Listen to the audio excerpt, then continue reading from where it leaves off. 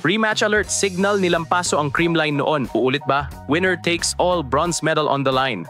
But before that mga ka-V-Heads, huwag kalimutang mag-subscribe at i-click ang notification bell para updated ka sa aking latest video. Isang sagupaan na siguradong aabangan ng lahat ng volleyball fans. Matapos ang matinding bakbakan sa semifinals, ngayon naman ay maghaharap ang Signal HD Spikers at Creamline Cool Smashers para sa bronze medal match. Pero hindi lang basta bronze medal ang nakataya dito. Ito ay laban ng pride, redemption at bragging rights.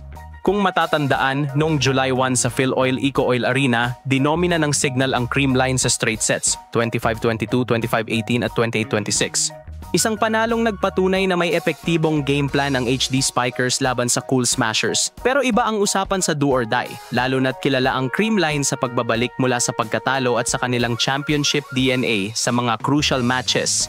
Dagdag pa rito, malaking storyline din ang iniintay ng mga fans. May pagpapatuloy ba ni Erica Santos ang kanyang personal winning streak kontra Creamline?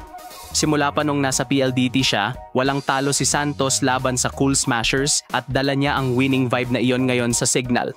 Sa kasaysayan ng PVL, kilala ang Signal HD Spikers bilang isa sa pinaka-consistent pagdating sa bronze medal matches. Simula 2022, halos hindi sila pumapalya tuwing may pagkakataon sa third place. Ngayong 2025 PVL on Tour, muling nasa bronze battle ang Signal, ngayon naman laban sa Creamline. Kaya ngayon malaking tanong, magpapatuloy ba ang bronze mastery ng Signal o gagamitin ng 10-time PVL champion CCS ang kanilang championship experience para baliktarin ang sitwasyon?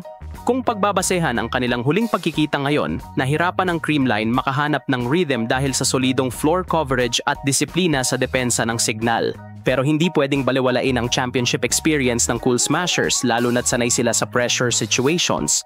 Based on team stats, lamang ang Signal sa attack na may 14.82 points per set laban sa 13.37 ng Creamline. Malakas naman ang Creamline sa blocking at service game kumpara sa Signal na may 1.82 blocks at 1.24 aces. Sa non-scoring skills, magkapantay halos sa setting efficiency pero lamang ang Signal sa dig efficiency habang mas matatag sa reception ng Creamline. Sa Open Spiker Duel, magtatapat sina Tin Tiamzon at Ishi Lalongisip ng Signal kontra sa star duo ng Creamline na sina Alyssa Valdez at Gemma Galanza. May lamang si Valdez sa scoring output habang malakas sa depensa si Galanza pero hindi rin basta-basta ang grit at floor coverage ni Tiamzon at Lalongisip.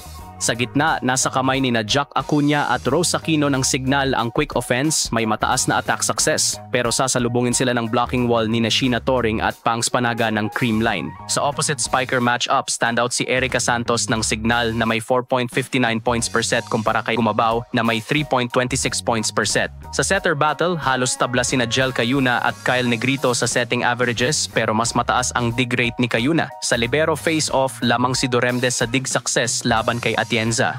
Statistically, may kalamangan ang Signal sa attacking at floor defense habang mas malakas sa blocking at reception ang Creamline.